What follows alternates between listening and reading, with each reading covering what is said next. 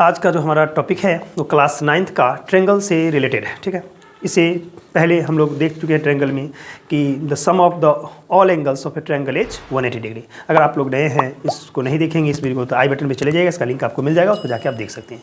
आज उससे हम नेक्स्ट वीडियो लेके आगे आए हैं आपका, जिसमें ये बताना है किसी भी ट्रायंगल में अगर वन साइड को अगर हम एक्सटेंड करते हैं, बढ़ाते हैं, तो जो एक्सटीरियर एंगल का फॉर्मेशन होगा वो exterior angle to opposite interior angle के सम के इक्वल होता है। ठीक है, तो क्वेश्चन किस तरह से पूछा जाएगा आपको, देखिए क्वेश्चन होगा आपके सामने इस तरह से, prove that if a side of a triangle is produced then the exterior angle so form, ठीक है, is equal to the sum of the two interior angles. इसका मतलब समझेंगे, अगर किसी ट्रेन जैसे यहाँ ए बी सी एक ट्रायंगल है, तो इसके साइड हम बी सी को प्रोड्यूस किया गया है डी तक, इस तरह से एंगल एक्सटीरियर एंगल का फॉर्मेशन हुआ 4 एंगल। तो ये जो 4 एंगल है एक्सटीरियर एंगल आपका, वो जो होगा एक्सटीरियर एंगल 4 वो इक्वल होना चाहिए आपका एंगल 1 और एंगल 2, क्योंकि लिखा है opposite to opposite interior angle. ठीक है, तो वो एंगल 1 और 2 के इक्वल होना चाहिए। तो कहने का सेंस यहाँ पर ये है, अगर किसी ट्रायंगल में वन साइड को हम अगर आगे एक्सटेंड करते हैं, बढ़ाते हैं, तो जो बाहर में एक्सटीरियर एंगल यानी एक्सटीरियर एंगल को हम बहिष्य कोण बोलते हैं। जो बहिष्य कोण है वो दो अंतःकोण, यानी हिंदी में इसको इंटीरियर में बोलते हैं, अंतःकोण कहते हैं। ठीक है,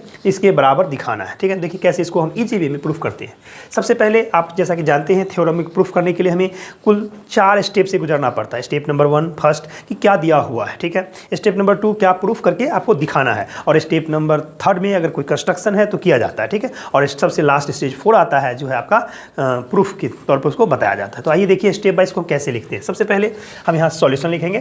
ठीक है, सॉल्यूशन में कहेंगे गिवन देंगे, तो जैसा कि स्टेटमेंट को हम गौर से पढ़ेंगे तो उससे क्लियर होगा कि क्या दिया हुआ है। तो क्या दिया हुआ है हम यहाँ पर कह देते हैं, यहाँ पर कि गिवन में कि A B C B A triangle, A B C एक ट्रायंगल है in which the side BC is produced to D forming an exterior angle 4, यानी आपका एक्सटीरियर एंगल 4 का निर्माण होता है। एक्सटीरियर एंगल 4, एक्सटीरियर एंगल आपका 4 का निर्माण हुआ। ठीक है, बना दिया है एक्सटीरियर एंगल 4। यहाँ पर एंगल नहीं भी देंगे तो चलेगा, कोई दिक्कत है, डायरेक्ट आप 4 लिख दें चलेगा, एंगल 4। अब ये हो गया गिवन। ठीक है, दूसरा अब हम आते हैं इसमें टू प्रूव डैट, तो लिखेंगे टू प्रूव डैट, यानी हमें क्या प्रूफ करके दिखाना है आपको। तो इसमें प्रूफ करके बताना है कि एक्सटीरियर एंगल जो 4 फॉर्मिंग हुआ है, बना है, वो इंटीरियर एंगल 1 और 2 के इक्वल है। तो टू प्रूव डैट में लिखेंगे कि एंगल 4 इज इक्वल टू, आपको लाना है एंगल 1 प्लस एंगल 2, ये लाना है। ठीक है, इसमें कंस्ट्रक्शन है, यानी इस बात का ध्यान रखेंगे कि कोई ज़रूरी नहीं कि हर थ्योरम में कंस्ट्रक्शन होना चाहिए। अगर हमें थ्योरम को प्रूफ करने में कंस्ट्रक्शन की जरूरत होगा तो कंस्ट्रक्शन किया जाएगा, नहीं जरूरत है तो डायरेक्ट हो जाएगा। देखिए कैसे, इसीलिए इसमें कंस्ट्रक्शन नहीं लिखा है, डायरेक्ट हम लोग प्रूफ पर चलते हैं, डायरेक्ट प्रूफ। देखिए प्रूफ में हम पहले हम ये जानते हैं, we know that in a triangle A B C, पहला थ्योरम भी हम लोग देख चुके हैं कि we know that the sum of angles of a triangle is 180 degree. तो हम यहाँ से लिखते हैं कि वी नो डैट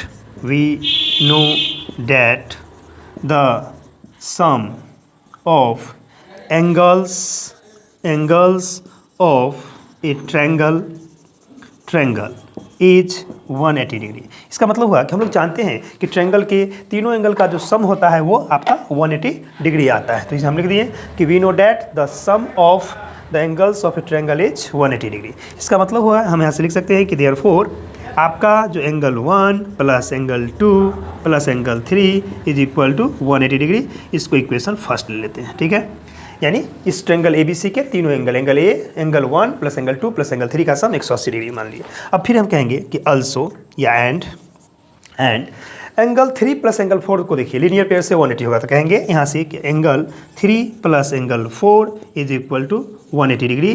ठीक है, इसको इक्वेशन 2 मान लेते हैं, रीजन डाल देते हैं कि बाई लीनियर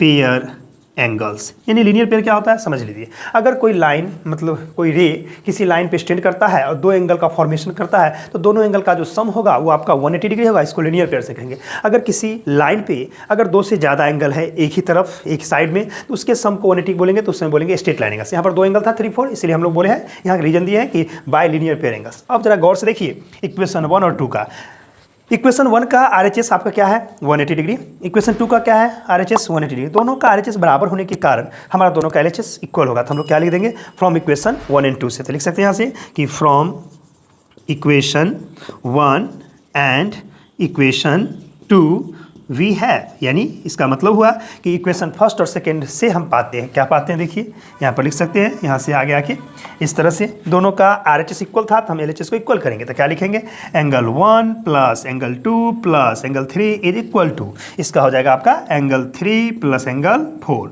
अब जरा ध्यान से देखा जाए इसमें कि दोनों तरफ एंगल 3 इधर भी है और एंगल 3 इस साइड भी है, दोनों तरफ इक्वलिटी का साइन है, इसलिए 3 एंगल से 3 एंगल कैंसिल। तो आपका रिजल्ट आ जाएगा यहाँ से कि therefore angle 1 plus angle 2 is equal to angle 4। तो हम बोल सकते हैं हैंस देखिए hence angle 4 is equal to angle 1 plus angle 2। इस तरह से ये आपका थ्योरम प्रूव्ड हो गया। ठीक है, देखिए अगर आप चाहें तो इसका स्क्रीनशॉट भी आप ले सकते हैं, इसमें कोई दिक्कत नहीं।